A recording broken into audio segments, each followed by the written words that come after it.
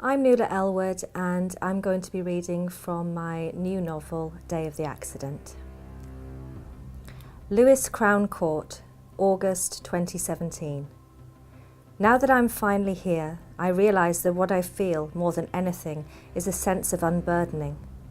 I always knew deep down inside me that it would have to come out in the end, that someone would have to pay. The two officers flanking me stare straight ahead, though my eyes are drawn to the ceiling. Its honeycomb design seems to shift and bend as we walk, like the ripples on the surface of a river. Somewhere up there they will be taking their seats, the strangers with whom my fate now rests. They will be issuing polite greetings, shuffling papers, reading notes. All in a day's work for them, this case, an open and shut one, according to my lawyer, though not to me, not to me. Elspeth is with me as we come to a halt by an ornate wooden door.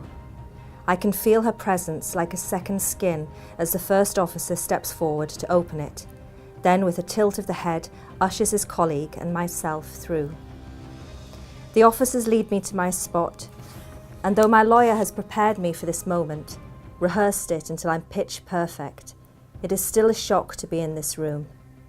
I look up to a sea of black-robed figures, all on their feet, and I'm reminded of Elspeth's charcoal drawing of the crows that used to litter the meadow at Larkfields. When she'd finished it, we hung it on the wall in the kitchen so everyone could admire it. Yet, though Elspeth had been very proud of the drawing, I had always found it chilling, as though it were alluding to something much darker, something rotten that lay hidden at the heart of our family. And now, in this moment, when my mind should be focused on the proceedings at hand, all I can think of is the collective noun for a group of crows, a murder.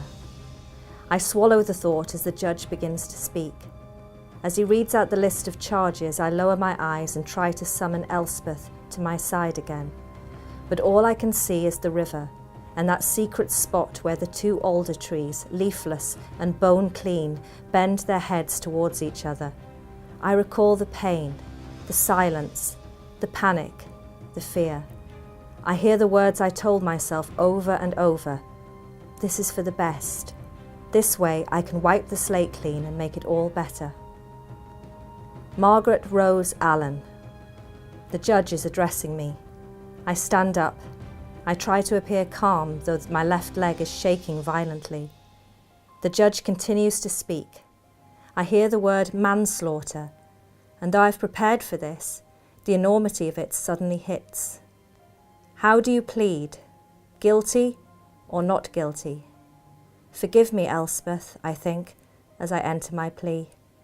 Please forgive me.